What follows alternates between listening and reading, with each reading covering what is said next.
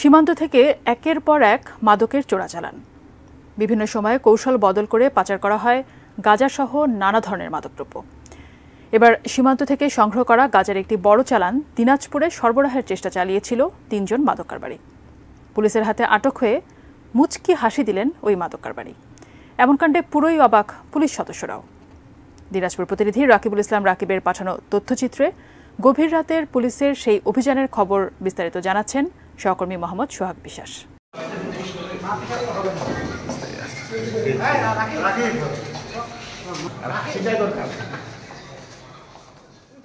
সবার চোখ ফাঁকি দিতে ড্রাম বোঝাই করা ট্রাকের সিটের পেছনে অভিনব কৌশলে লুকিয়েও শেষ রক্ষা হয়নি পুলিশের ফাঁদে আটকে গেছে সব চেষ্টা। আবার ধরা পড়ে রহস্যময় হাসি দিলেন ওই মাদক কারবারি।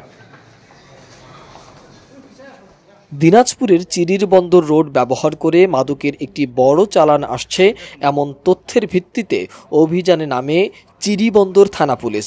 শুক্রবার রাত 2টো থেকে 3টার মধ্যে এই ঘটনা ঘটে।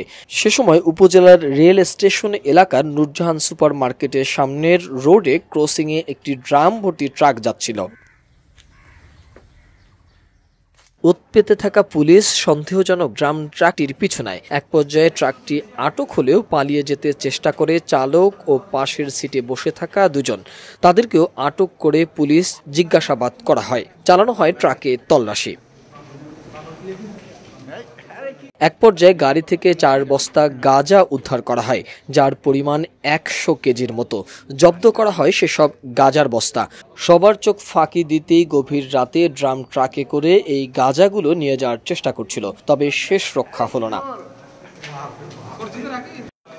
আটককৃতরা দীর্ঘদিন ধরে মাদকের বিভিন্ন চালান এনে পাইকারি ও খুচরা মাদক কারবারিদের সরবরাহ করে আসছিল। তাদের বিরুদ্ধে মাদক সংক্রান্ত একাধিক মামলা রয়েছে।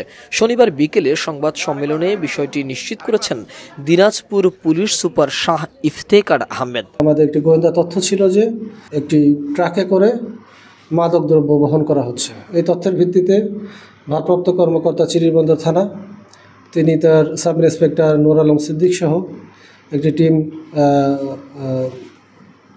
নিয়োগ করেন, যারা ঘুঘুরাতলি থেকে চিরিরবন্দর রেল স্টেশনগামী এই জায়গায় তারা নিয়মিত উৎপেতে ছিল। এই তথ্যটাকে ভেরিফাই করে এর প্রেক্ষিতে পরবর্তী যে আটক অভিযান এটা পরিচালনা করার জন্য। তো এমতো অবস্থায় রাত 2:30 থেকে 3টার ভেতরেই আমাদের এই যে তথ্যের ভিত্তিতে যে গাড়িটিতে মাদক বহন করা হচ্ছিল, সেই গাড়িটি আমাদের এই টিমের গোচরে আসে এবং সাথে সাথেই তারা এই গাড়িটাকে চ্যালেঞ্জ করে গাড়িতে যে 3 জন লোক ছিল, ড্রাইভার সহ একজন রেজাউল করিম, মোহাম্মদ মুস্তাকিম এবং ড্রাইভার মোহাম্মদ মোহাইমিনুল রহমান সহ 3 জনকে আটক করে ফেলে এবং তাদের দেখানো মতে তাদের প্রদত্ত তথ্য অনুযায়ী এই গাড়িটিকে তল্লাশি করে সেখানে মাদকের অস্তিত্ব পাওয়া যায়।